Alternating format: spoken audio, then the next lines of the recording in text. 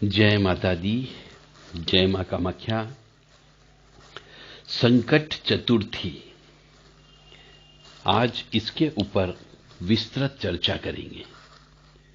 बहुत से मनुष्यों को मालूम ही नहीं है कि संकट चतुर्थी होती क्या है, क्यों मनाई जानी चाहिए, किस लिए मनाते हैं, और इसको हिंदू सनातन धर्म में संकट चतुर्थी का व्रत, उपवास, पूजन करने से क्या फायदा होता है और कैसे करना चाहिए। हमारा हिंदू सनातन धर्म जो है यह बहुत ही वैज्ञानिक तरीके से बनाया गया है।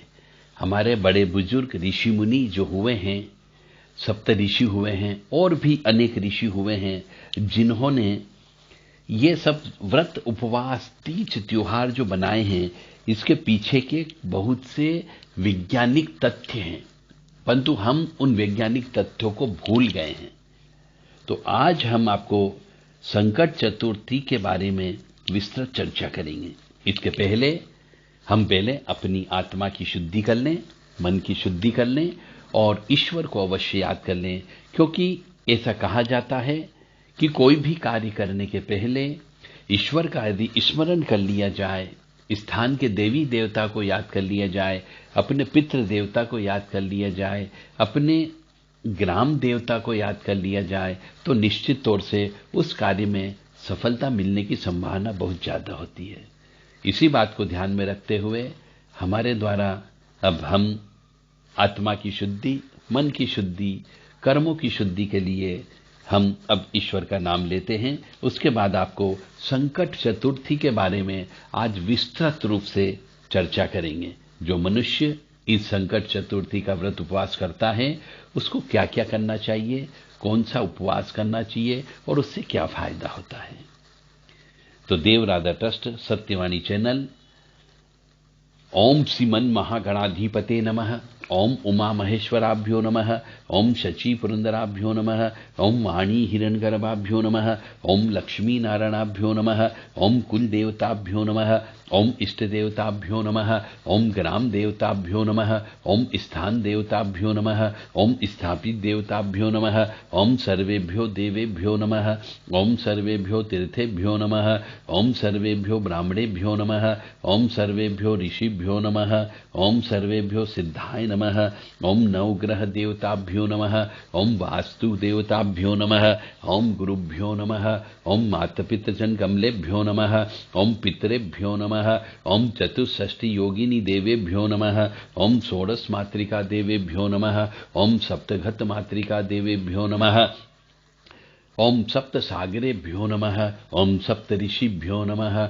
ओम सप्त नदीभ्यो नमः, ओम छम क्षेत्रपालाय नमः, ओम क्लीं कृष्णाय नमः, ओम क्रीं कालिकाय नमः, ओम बम भैरवाय नमः, ओम नमो भगवते वासुदेवाय, ओम नमो नारायणाय, ओम उग्रवीरम महाविष्णुम जलंतम सर्वतोमुखम नरसिंहम भीषणम भद्रम मृत्युम नमाम्यहम। जय माता दी, सभी को जय मां कामाख्या। गणपति जी, संकट चतुर्थी यानी गणेश जी का त्योहार, गणेश जी के नाम से पूजित किए जाने वाला त्योहार। तो सनातन हिंदू धर्म में दुर्वा अंकुर का बहुत बड़ा महत्व होता है। तो हिंदू धर्म में देव पूजा में दुर्वा को सबसे अत्यंत पवित्र और प्रिय माना गया है।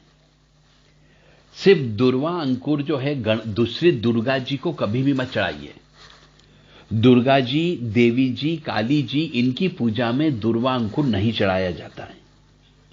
बाकी सभी देवी देवताओं को दुर्वा अंकुर चढ़ाई जाती है। इसके पीछे भी बहुत बड़ा साइंटिफिक रीजन है, परंतु आपको यह बात यहां पे ध्यान रखना है सभी को कि देवी जी की कोई भी पूजा करें, चाहे वो कुल देवी की करें, चाहे वो काली मां की करें, चाहे वो सरस्वती की करें, आपको देवी जी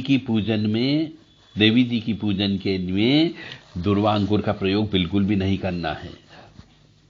तो जिस प्रकार शिव जी के पूजन में बेल पत्र आवश्यक होता है, उसी प्रकार श्री गणेश जी की पूजा में बगैर दुर्वा के पूजा पूरी नहीं होती है। अब यह प्रश्न आता है कि दुर्वा कहां से उत्पन्न हुई, यह भी आपको ज्ञान होना चाहिए। तो दुर्वा अंकुर कैसे अजर अमर और चिरायु हो गई, और दुर्वा अंकुर को पीस करके उसका रस पीने से व्यक्ति की आत्मा पवित्र क्यों होती है, शुद्ध क्यों हो जाती है, उसकी बीमारी दुखी क्यों साफ हो जाती है, ये भी कारण हम आपको बताने जा रहे हैं। तो क्यों श्री गणेश जी को दुर्वा अति प्रिय है, और दुर्वा से गणेश पूजन का क्या महत्व है। क्योंकि यदि आप संकट चतुर्थी का व्रत उपवास करके गणेश जी की पूजा करेंगे तो आपको दुर्वा चढ़ाना ही चढ़ाना है, और यदि आपने दुर्वा अंकुर नहीं चढ़ाए तो आपकी पूजा सफल नहीं होती है, पूजा स्वीकार नहीं होती है।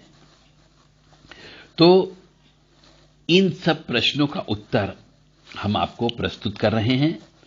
तो दुर्वा अंकुर जो है, समुद्र मंथन में भगवान विष्णु से हुई दुर्वा की उत्पत्ति।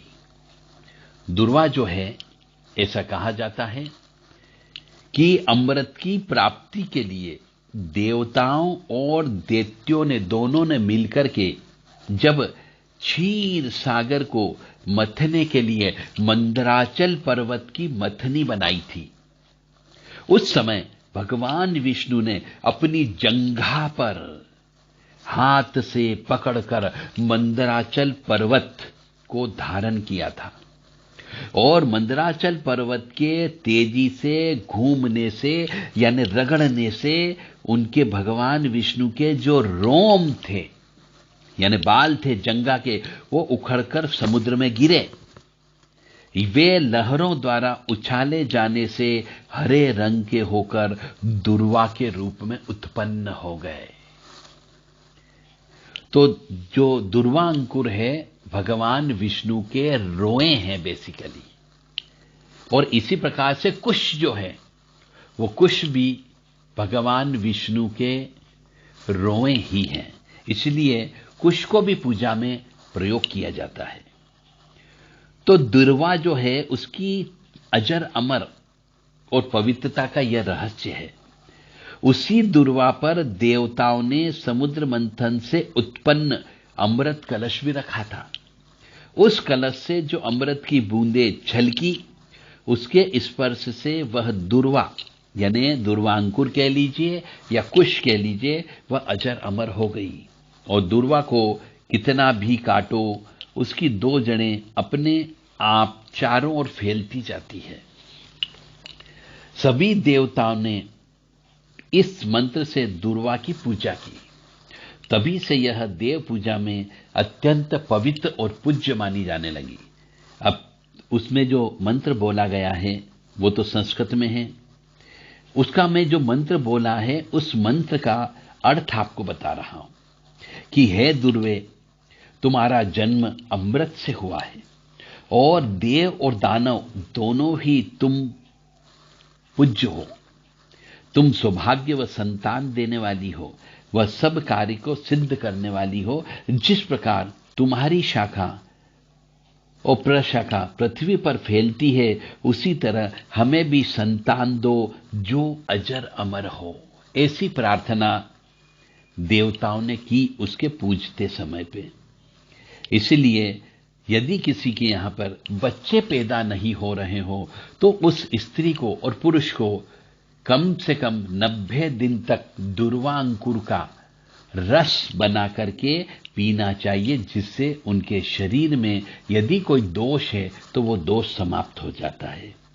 यानी जिसके यहां संतान पैदा नहीं हो रही हो, लड़के पैदा नहीं हो रहे हो, ऐसे दंपत्ति को दोनों को दुर्वा अंकुर का रस पीना चाहिए, जिससे उनके यहां पे संतान उत्पन्न होने लगती है। यह उसके पीछे का रहस्य है।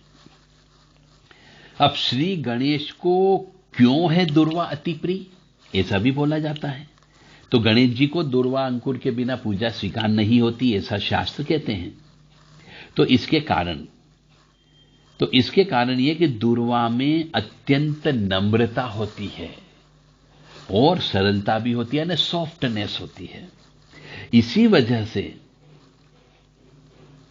तूफान यदि आता है तो बांस जैसे बड़े बड़े अहंकारी कड़क पेड़ अकड़े अकड़े खड़े रहते हैं और कई बार वह गिर जाते हैं, और दुर्वा सिर झुका लेती है। इस कारण से जस की तस खड़ी रहती है और तूफान निकल जाता है।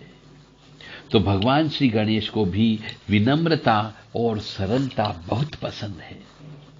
इस वजह से दुर्वा अंकुर गणेश जी को चढ़ाई जाती है। और ऐसा एक हमारे शास्त्र में एक पौराणिक कथा भी है। इस कथा के अनुसार ऐसा कहा गया है कि प्राचीन काल में अनलासुर नामक एक राक्षस था।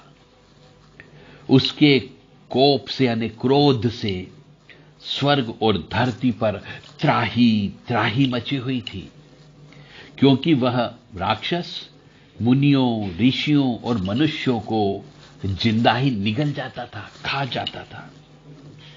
इस राक्षस के अत्याचार से दुखी होकर सभी देवता व ऋषि मुनि भगवान शंकर के पास गए। उनने अनलासुर का वध करने की उनसे प्रार्थना की। तो भगवान शंकर ने देवताओं से कहा कि अनलासुर का नाश केवल श्री गणेश ही कर सकता है। तो देवताओं व ऋषियों ने मिलकर के श्री गणेश जी से प्रार्थना की, स्तुति की। ओम गम गणपते नमः, ओम श्रीम ह्रीम क्लीम ग्लौम गणपते वर वर सर्जनम में वशमानय, और भी अनेक स्तुतियां मंत्र उनके उस समय पे विकास हुए।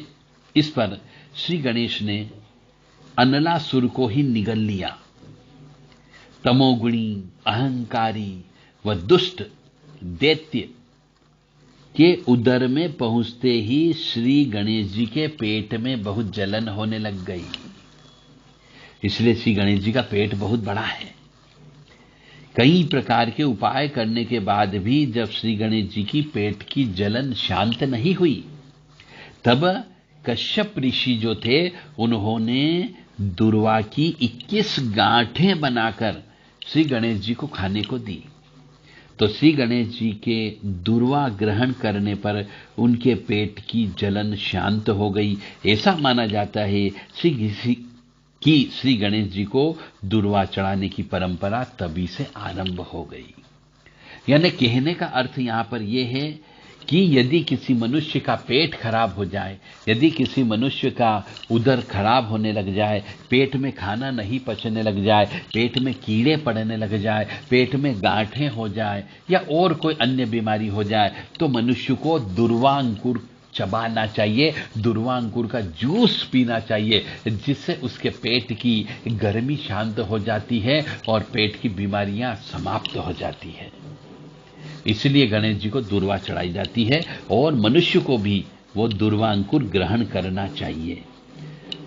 अब गणेश जी को 21 दुर्वा की गांठें खिलाई गई थी। इसका अर्थ यह है कि गणेश जी की जब भी पूजा करें तो 21 दुर्वा अंकुर मिलाकर के फूले बना लिए जाएं और उनको घी में डुबो डुबो करके श्री गणेश जी का हवन करने से गणेश जी की विशेष कृपा प्राप्त होती है। और जो बालक बुद्धि से कमजोर है, जिसका दिमाग काम नहीं करता है, जिसको याद नहीं रहता है, जो परीक्षा के समय पे बीमार हो जाता है, जिसका बुद्ध खराब होता जाता है, जिसका बुद्ध नीच का बैठ जाता है, जो हकलाने के काम करता है, ऐसे बालक को, ऐसे मनुष्य को रोजाना दुर्वा अंकुर का जूस पिलाया जाए और थोड़े दुर्वा अंकुर से उसके हाथों से 21 फूले बना करके घी में डुबो करके ओम गम गणपते नमः, ओम रिद्धि सिद्धि विनायकाय नमः, ये बोलकर के यदि हवन किए जाए तो उसकी बुद्धि का विकास हो सकता है,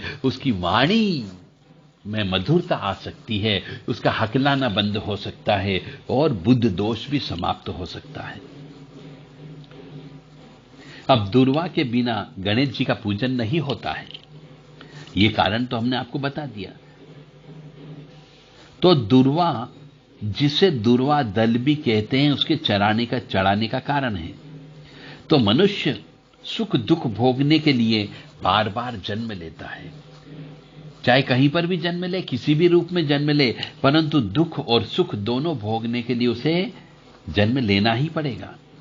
उसी प्रकार दुर्वा अपनी अनेक जड़ों को जन्म देती है।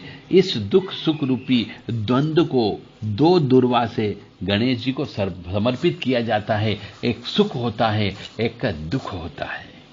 तो गणेश जी को यह सुख और दुख अर्पण करने से आपको न तो सुख की अनुभूति होगी, न दुख की अनुभूति होगी, जिसको हम आनंद कहते हैं, वह आनंद की प्राप्ति अवश्य होगी। एक और तथ्य यह है कि दुर्वा को कि जितना काटो उसकी जड़ें अपने आप चारों ओर फैलती है। अतः दुर्वा की भांति भक्तों के कुल की वृद्धि होती रहे और उन्हें स्थायी सुख संपत्ति प्राप्त हो, इसलिए गणेश पूजन में दुर्वांकुर चढ़ाया जाता है। दुर्वा ऐसे अमृत है। फिर और भी कहा गया है कि नानक नन्हे बनी रहो, जैसी नन ही दूब, सबे घास जरी जाएगी, दूब खूब की खूब। श्री गणपति अर्थशीर्ष में भी कहा गया है इसके बारे में कि यो दुर्वांकुर जयति यश वैष्णवो स्मृणो भवति, अर्थात जो दुर्वा से भगवान गणपति जी का पूजन करता है वह कुबेर के समान हो जाता है। यानी कि जिस मनुष्य के यहां बच्चे पैदा नहीं हो रहे हो उसे गणेश जी की पूजा श्री दुर्वा अंकुर से करना चाहिए, और जिसके यहां पे दरिद्रता आ जाती है उस मनुष्य को भी दुर्वा अंकुर से हवन करने से, गणेश जी के नाम का हवन करने से उसके यहां धन की प्राप्ति होने लग जाती है। जिसकी बुद्धि खराब हो गई हो, जिसकी वाणी खराब हो गई हो, जिसकी बुद्धि खराब हो, ऐसे मनुष्य को भी दुर्वा अंकुर से श्री गणेश जी की पूजन हवन करने से उसका बुद्धि का विकास हो सकता है, उसका बुद्धि ठीक हो सकता है। तो चतुर्थी तिथि में सभी विघ्नों का नाश व मनोकामना की पूर्ति के लिए भगवान गणेश की पूजा 21 दुर्वा दल, यानी जिसके दो मुंह होते हैं, जिसको सुख और दुख कहा जाता है,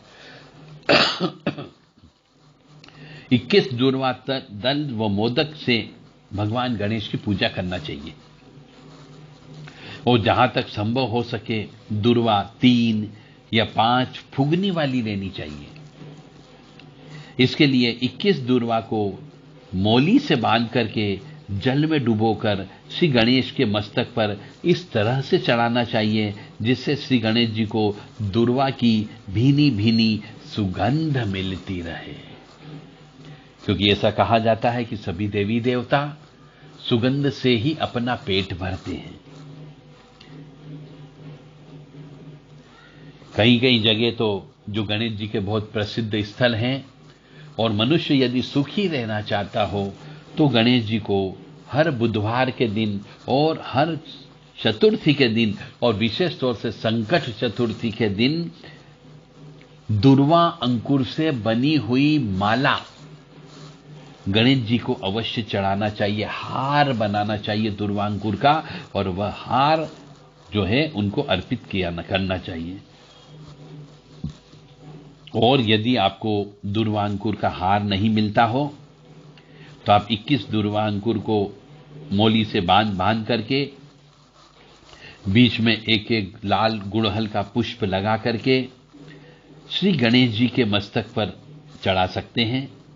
श्री गणेश जी को 2 दुर्वा दल से भी प्रसन्न हो जाते हैं ऐसे तो, फिर भी अपनी अपनी कामनाओं की पूर्ति के लिए गणेश जी का सहस्त्र अर्चन 1000 नामों से बोलते हुए दुर्वा अंकुर चढ़ाना चाहिए, जिससे आपकी इष्ट अभिलाषा अवश्य पूरी होती है। संकट चतुर्थी जैसे कि नाम ही है कि संकटी चतुर्थी, यानी संकटों का नाश करने वाली चतुर्थी। यह संकट चतुर्थी माघ महीने के कृष्ण पक्ष की चतुर्थी को आती है। पंचांग के अनुसार माघ का महीना कृष्ण पक्ष संकट चतुर्थी के नाम से जाना जाता है। इसका व्रत उपवास और पूजन अर्चन करने से बच्चे की और परिवार की सुरक्षा के लिए यह व्रत किया जाता है, यानी कि कोई एक्सीडेंट ना हो, कोई बीमारी ना हो, बीमारी से किसी की मृत्यु ना हो, इसके लिए इस संकट चतुर्थी का व्रत करना चाहिए। और वर्तमान में ये कोरोना काल चल रहा है, बीमारी कभी भी किसी भी वक्त किसी को भी जकड़ लेती है, तो हर परिवार के सदस्य को यह संकट चतुर्थी का व्रत उपवास करना चाहिए और गणेश जी की पूजा करना चाहिए। संकट चौथ का दूसरा नाम लंबोदर संकटी चतुर्थी भी है। इस दिन भगवान गणेश जी की पूजा करते हैं और व्रत उपवास रखते हैं, जिससे संकटों का नाश होता है। तो ऐसा परिवार जिस परिवार में आए दिन संकट आते रहते हो, ग्रह नक्षत्र अच्छे नहीं हो और संकट पे संकट, परेशानी पे परेशानी आती रहती हो, तो ऐसे परिवार को सभी सदस्यों को मिलकर के संकट चतुर्थी का व्रत उपवास करना चाहिए, जो माघ महीने में कृष्ण पक्ष की चतुर्थी के दिन आता है। परिवार की रक्षा के लिए और संतान की रक्षा के लिए भी संकट चौथ का व्रत प्रति वर्ष करना चाहिए, जब तक मनुष्य जिंदा होता है। संकट चौथ के दिन गणेश जी को जितनी ज्यादा हो सके दूर्वा चढ़ाना चाहिए। संकट चौथ के दिन गणेश जी को मोदक के लड्डू अवश्य अर्पित करना चाहिए। गणेश जी की स्तुति बोलना चाहिए, गणेश जी के मंत्र बोलना चाहिए, गणेश चालीसा का पाठ करना चाहिए, गणेश अर्थव शीर्ष का पाठ करना चाहिए और संकट चौथ का व्रत कथा का पाठ भी करना चाहिए। गणेश जी की आरती भी अवश्य करें और संकट चौथ के दिन चंद्रमा का दर्शन करने कर चंद्रमा को जल अर्पित करने का विधान है। उसके बाद में ही भोजन करना चाहिए। संकट चौथ का मुहूर्त, जो पंचांग के अनुसार संकट चौथ का मुहूर्त शुभ समय पे करना चाहिए, ताकि आपके जो व्रत उपवास किया है उसका पूर्ण फल आपको प्राप्त हो सके। सौभाग्य में संकट चौथ यानी सौभाग्य योग में संकट चौथ आया है, इसीलिए यह मांगलिक कार्यों के लिए शुभ माना गया है। इसलिए संकट चतुर्थी के दिन आप कोई भी मांगलिक कार्यक्रम भी कर सकते हैं। संकट चौथ का व्रत माताएं करती हैं। वे अपने बच्चों और परिवार की सुरक्षा के लिए यह व्रत करना चाहिए और गणेश जी की पूजा करना चाहिए। इस दिन रात को जब चंद्रमा उदित होता है, उस समय चंद्रमा को जल अर्पित करके पूजा करना चाहिए। उसके बाद ही भोजन ग्रहण करना चाहिए। दिन भर भोजन ग्रहण नहीं किया जाता है। दूध, चाय, फल फूल भी नहीं खाया पिया जाता है। इस दिन मतलब संकट चतुर्थी का व्रत उपवास करते हैं तो इस दिन सुबह के समय सूर्योदय के पहले जगना चाहिए। कोई भी व्रत उपवास करें, स्त्री करे या पुरुष करे, बच्चा करे, बच्ची करे, तो उसको हमेशा सूर्य उदय के पहले जगना चाहिए। यदि व्यक्ति सूर्य उदय के बाद जगता है और व्रत उपवास करता है तो उसका पूर्ण फल उसको प्राप्त नहीं होता है। केवल भूखे रहने से व्रत उपवास नहीं होता है। कुछ नियम होते हैं हर व्रत उपवास के, उनका पालन अवश्य करना चाहिए और उसके बाद में साफ सुथरे वस्त्र पहनकर पूजा में बैठना चाहिए। इस दिन यानी संकट चतुर्थी के दिन लाल रंग के वस्त्रों को पहनना बहुत शुभ माना गया है। इस लाल रंग के वस्त्रों को धारण करने से बहुत शीघ्र फल प्राप्त होता है। गणेश जी को संकट चतुर्थी के दिन लाल फूल अवश्य चढ़ाना चाहिए और संकट चतुर्थी के दिन भगवान श्री गणेश जी के पूजन से प्रत्येक पूजा का आरंभ करना चाहिए। गणेश संकटी का जो व्रत है, इस दिन चढ़ाए गए तिल, गुड़, लड्डू आदि को प्रसाद के रूप में अवश्य ग्रहण करना चाहिए। संकट चतुर्थी के दिन दुर्गा जी की आराधना करने से भी विशेष फल प्राप्त होता है। तो ओम ह्रीम दुम दुर्गाय नमः ये मंत्र आप अवश्य बोलें, परंतु दुर्गा जी को दुर्वा अंकुर नहीं चढ़ाना है। दुर्गति नाशिनी दुर्गा जय जय, काल विनाशिनी काली जय जय, उमा रमा ब्रह्माणी जय जय, सीता राधा रुक्मणी जय जय, दुर्गा जी की पूजा करते समय यह स्तुति अवश्य आपको बोलना चाहिए। और संकट चतुर्थी के दिन दुर्गा माता जी की प्रतिमा की स्थापना करना इस दिन बहुत शुभ माना जाया है। भगवान श्री गणेश जी को धूप और घी का दीपक जलाकर उनसे संबंधित मंत्रों का जप करना चाहिए। यदि आपको संकट चतुर्थी के दिन श्री गणेश जी से आपको कृपा चाहिए तो ओम गम गणपते नमः, ओम गम गणपते नमः इस मंत्र की कम से कम 5 माला जप करना चाहिए, या फिर ओम श्रीम ह्रीम क्लीम ग्लौम गम गणपते वर वर सर जन्म में वशमानय स्वाहा इस मंत्र की भी आप 5 माला जप कर सकते हैं। ओम ह्रीम गणेशाय नमः इस मंत्र को भी आप जप कर सकते हो। ओम ह्रीम गणेश छिंदी छिंदी वरणम होम फट। यदि आपके ऊपर दरिद्रता ज्यादा छा गई है, ऋण आपके ऊपर चढ़ गया है, तो इस मंत्र का भी आप जप करके दुर्वा अंकुर को घी में डुबो करके इन मंत्रों से हवन करने से श्री गणेश जी की कृपा अवश्य प्राप्त होगी। कोई भी पूजन पाठ करें, कोई भी आप व्रत उपवास करें, हवन अवश्य करें। बिना हवन किए पूर्ण फल की प्राप्ति नहीं होती है। और संकट चतुर्थी की कथा भी है। संकट इस उत्सव से संबंधित बहुत सी मान्यताएं हैं और कथाएं भारत में प्रचलित हैं, क्योंकि भारत धर्म का देश है। एक कथा के अनुसार एक दिन माता पार्वती को चौपड़ खेलने का मन हुआ और उस दिन इस खेल से संबंधित निर्णय लेने वाला कोई व्यक्ति मिला ही नहीं उन्हें। तो निर्णय की समस्या के समाधान हेतु माता पार्वती जी ने एक मिट्टी की मूर्ति बनाई और उसमें आत्मा डाल करके उसे जीवित कर दिया। उस जीवित मूर्ति को माता ने खेल में कई बार गलत घोषित किया, जिस पर माता ने क्रोधित होकर उसे अपंगता का श्राप दे दिया, जिससे वह लंगड़ा हो गया। बालक ने अपनी गलती की क्षमा हेतु माता से माफी मांगी और कहा कि वह जानता है कि दिए हुए श्राप को वापस लेना तो असंभव है, लेकिन उसके उपाय के लिए जो मैं कर सकता हूं उसके बारे में मुझे बताएं। तब माता पार्वती जी ने उस बालक को इस संकट चतुर्थी के दिन आने वाले पवित्र दिन के बारे में बताया और कहा कि यदि तुम कन्याओं का पूजन कर इस दिन व्रत के लिए विधि विधान को पूरी आस्था से करते हो तो तुम इस श्राप से मुक्त हो जाओगे। इस पवित्र दिन यानी संकट चतुर्थी का दिन पवित्र माना गया है। इस दिन उस बालक ने सभी अनुष्ठानों का पालन कर इस व्रत को किया और पूजा आराधना कर भगवान श्री गणेश को प्रसन्न किया, जिससे वह श्राप से मुक्त हो गया। इसके बाद उस बालक ने भगवान शिव के पास जाने की कामना की और श्री गणेश जी ने अपना आशीर्वाद देते हुए उसे शिवलोक पहुंचा दिया, जिससे उसकी इच्छा पूर्ण हुई गई। लेकिन जब वह बालक शिवलोक में पहुंचा तो उसने माता पार्वती का वहां अनुपस्थित पाया। तो माता पार्वती उस समय कैलाश छोड़ करके जा चुकी थी। तब भगवान ने शिव ने बताया कि उसके पुत्र गणेश जी की पूजा से प्रसन्न होकर वह वापस आ सकती है।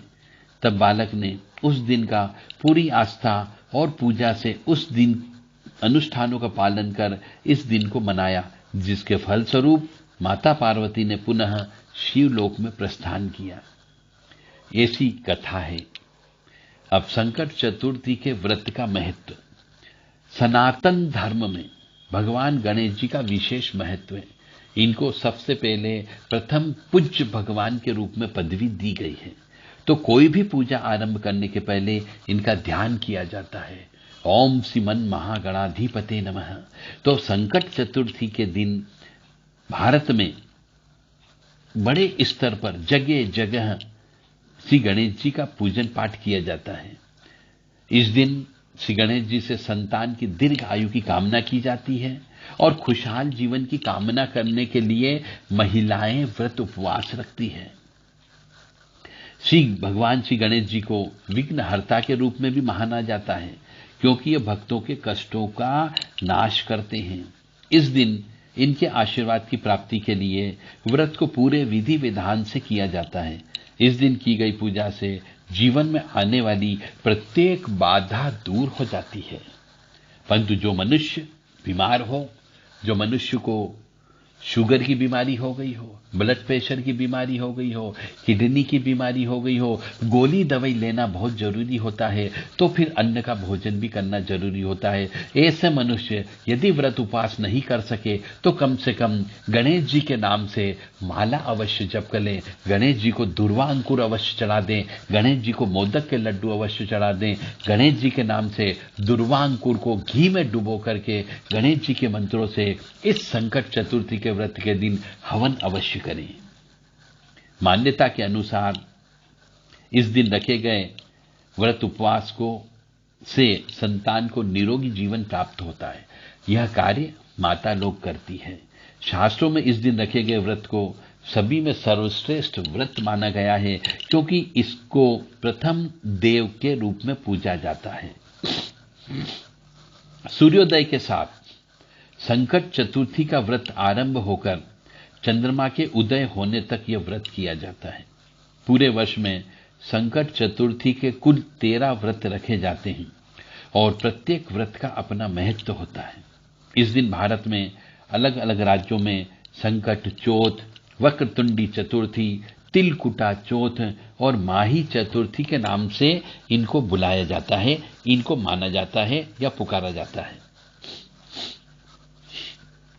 हिंदू धर्म में किसी भी कार्य को आरंभ करने के पहले श्री गणेश जी के पूजन को करना कंपलसरी होता है, तभी वह पूजा सफल होती है।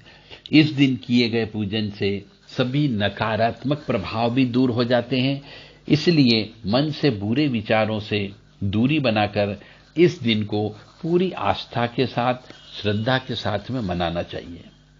जय माता दी, जय मां कामाख्या। और गणेश जी की पूजा जब भी करें, पुनः एक बार बोल देता हूं, आपको दुर्वा अंकुर से ही पूजन अर्चन करना है।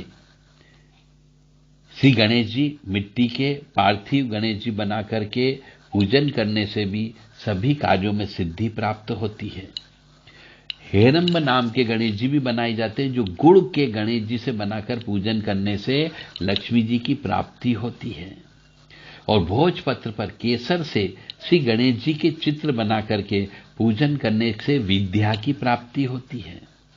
और लाख यानी कि जो चूड़ी बनती है, जिससे एक पेड़ का पदार्थ होता है, उस लाख से घी गणेश जी बनाकर पूजन करने से स्त्री को पति सुख और पुरुष को स्त्री सुख प्राप्त होता है और घर में ग्रह कलेश समाप्त हो जाता है। इसीलिए लाख के गणेश जी बनाकर के पूजा करने का विधान बताया गया है। नमक की डली या नमक के गणेश जी बनाकर के पूजन करने से शत्रुओं का नाश होता है, वह आपस में झगड़ करके समाप्त हो जाते हैं, आपकी तरफ ध्यान नहीं देंगे। गोबर के गणेश जी भी बनाए जाते हैं, उनका पूजन करने से पशु धन में वृद्धि होती है और पशुओं की बीमारी नष्ट होती है। सफेद आंख मदार की जड़ से गणेश जी बनाकर पूजन करने से भूमि और भवन का लाभ होता है। और नीम की डगाल या नीम की लकड़ी से गणेश जी बनाकर पूजन करने से शत्रुओं का नाश होता है और युद्ध में विजय प्राप्त होती है। हल्दी की जड़ से या आटे में हल्दी मिलाकर गणेश जी बनाकर पूजन करने से विवाह में आने वाली बाधाएं नष्ट होती है और स्तंभन होता है।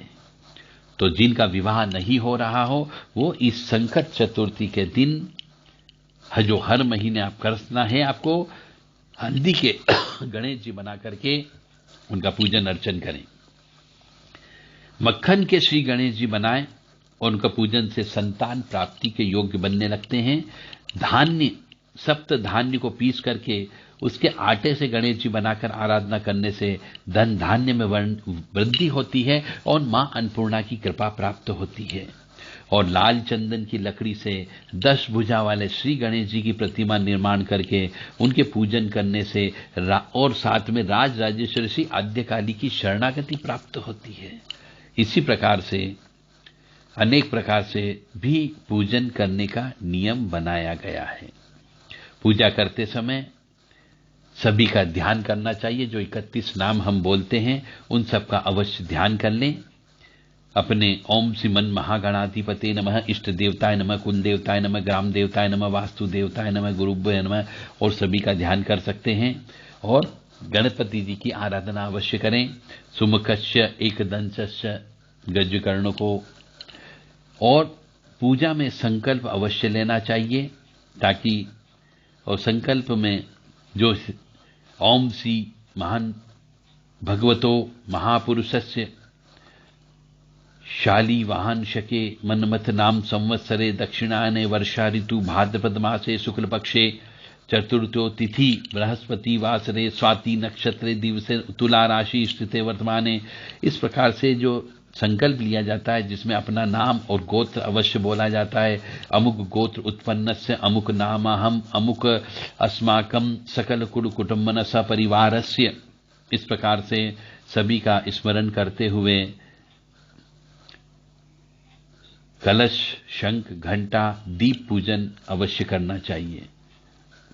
उसके बाद गणेश जी का आसन अवश्य दें, उनको ध्यान करें। एकदंतम शूर्पकर्णम गजवत्तम चतुर्भुजम पाशांकुशधरम देवम ध्याये सिद्धि विनायकम।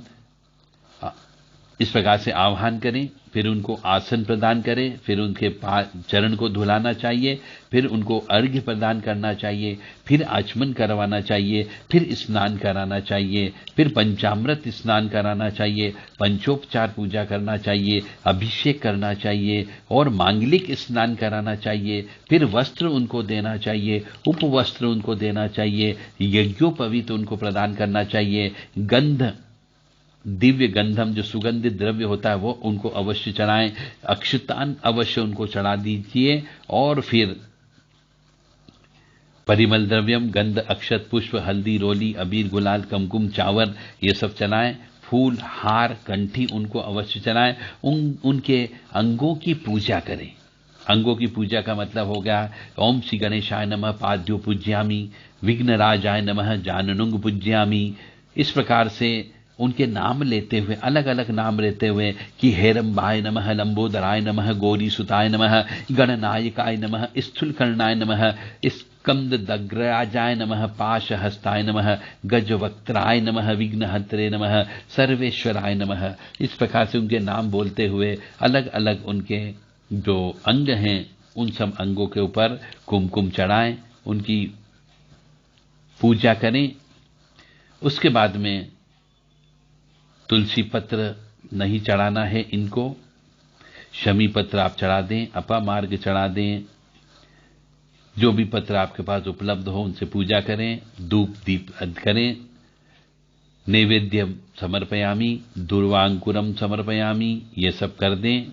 उसके बाद में अपनी श्रद्धा अनुसार दक्षिणा अवश्य चढ़ाएं, ऋतु फल अवश्य चढ़ा दें, प्रदक्षिणा करें। यानी कानी च पापानी जन्मांतकृतानि च तानि तानि विनश्यन्ति प्रदक्षिणम पदे पदे। उनको नमस्कार करें। नमस्ते विघ्न संहंत्रे, नमस्ते इसिप्त प्रदः, नमस्ते देव देवश, नमस्ते गणनायक। फिर प्रार्थना करें। प्रार्थना करने के बाद में क्षमा प्रार्थना करें कि यदि हमसे किसी भी प्रकार की पूजा में कोई गलती हो गई हो तो हम आपसे माफी मांगते हैं और हमें हमारी पूजा स्वीकार करें। इस प्रकार से प्रार्थना करके अपनी पूजा को संपन्न करें। जय माता दी, जय मां कामाख्या। ओम गम गणपते नमः। ओम श्री मन महागणाधिपते नमः। ओम श्रीम ह्रीम क्लीम ग्लौम गम गणपते वर वर सर्जनम में वशमानय स्वाहा। जय माता दी, जय मां कामाख्या।